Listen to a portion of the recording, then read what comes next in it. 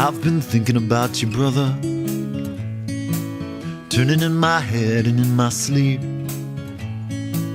This road you travel I don't know so well, but I will ride with you there. History's been tough, I know. You've been fighting hard, I can see. Hi and welcome to Perth Music Army Patrol. I'm your host Sophia Marie, and this is part 3 of the gig at Moondyne Joe's. So I'm here with Cela, the members of Cela band. Hi guys, how are you? Hey. So Ben, you're the main singer-songwriter of the group, but you were kind of going solo prior to gaining the band together. Why did you wait so long to kind of put a band together? I think I'd come back to music after a break for a while, so I was just finding my way again. So I started out doing some solo gigs.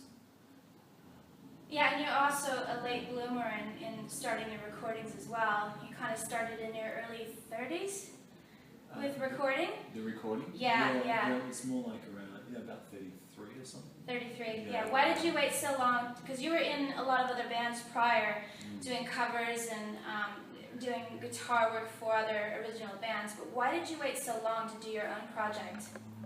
I think I didn't really have the songs together, and Okay. I think it was the confidence thing really, just getting to the point where I felt like I wanted to take charge in my own music and be a singer-songwriter. So.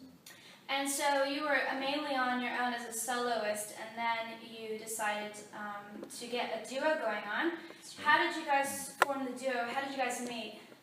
It's really through a friend, wasn't it? Yeah, Because you'd been trying out songs with, I think, a friend of mine from this group. Yeah, Claudine. Yeah.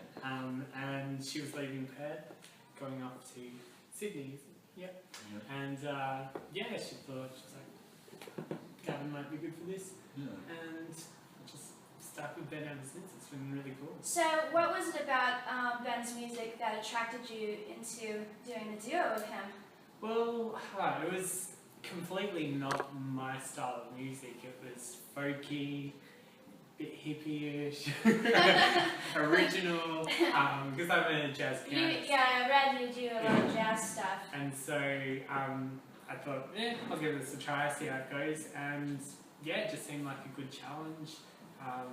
And I stuck with it. And that's cool. I've just been morphing Ben's music, making a bit more jazzy every day. So in 2009, you decided to go from a duo to a band and getting Kiran and Sandy, is that right? Yeah. To form the band. Okay, so you've gone from solo to duo and now band. Why? Tell me the whole philosophy around it. I think we had the songs going quite well with the duo, and it just seemed like the next step to bring in some guys and really fill out the sound. Yeah. And to be able to do varying gigs, and it was just more enjoyable to play as a group, I think. Yeah.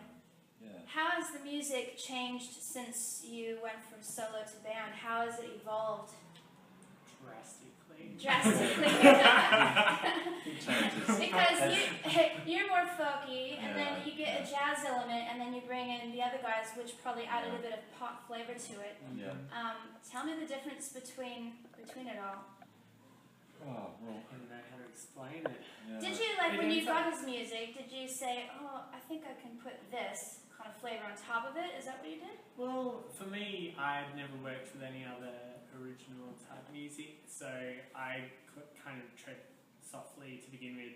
I just was the good pianist, and I just didn't want to learned step on any toes. Did it exactly how Ben wanted. And then after like a couple of years, I basically started coming out of my shell and was like, why don't you try this chord or do this or whatever. Yeah. So I slowly came out of my shell, and now I say what I feel. It's a lot more funkier now. So what is your genre now that you have the band? What is the band's genre? I guess we call it a cross between folk, pop, jazz. Okay. Who would you be say similar to? For our audience, who would you say you're kind of similar to? Well, we say the voice of Cat Stevens. Okay. The keys of Jamie Cullum. I don't know, we've never really, we should really know this. Since forming the band and recording the Beautiful Blue album, in comparison to your first album and Beautiful Blue, how would you describe the difference as far as music?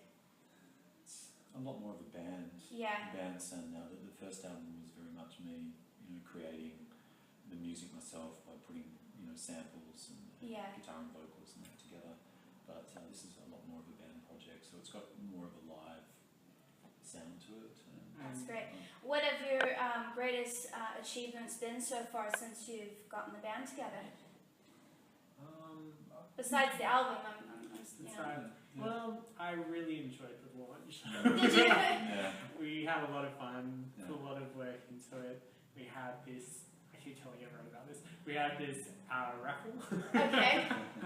And the prize was just like this gigantic, basket of blue products. Anything that was blue. Every time I was at the shops, I was like, ooh, M&M's. So it was like, we got this For the Beautiful Blue album. Beautiful Blue, Okay. it fit perfectly. That's so cool. I had a lot of M&M's, but we had just blue M&M's, there was soap, there was like this bubble ones thing, pens, Blue tack. blue tack. So It was amazing. the album was Blue done, the album launch and everything was done in May.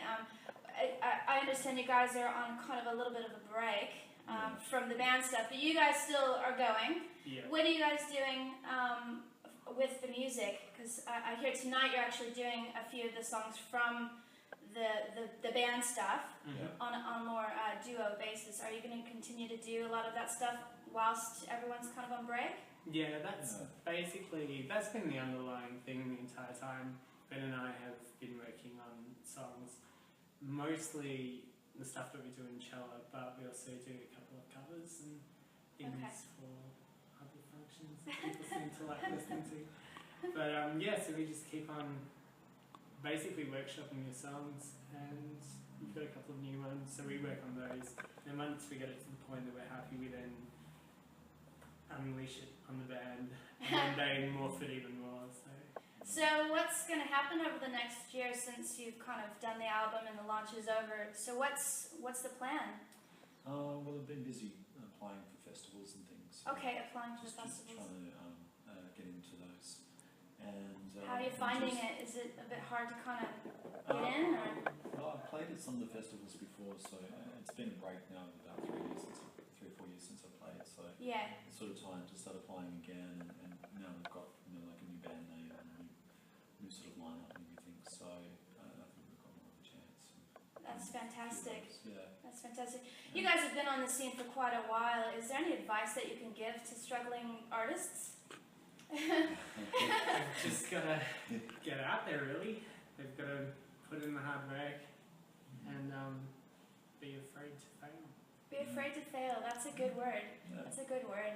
Keep it fun too. Yeah. You know? Yeah. I think that's important. Cool. Yeah. Don't be afraid to fail. Don't be is afraid the to word fail, that's meant yeah. to be at the start of that sentence. Cool. Don't. We can edit this later, right?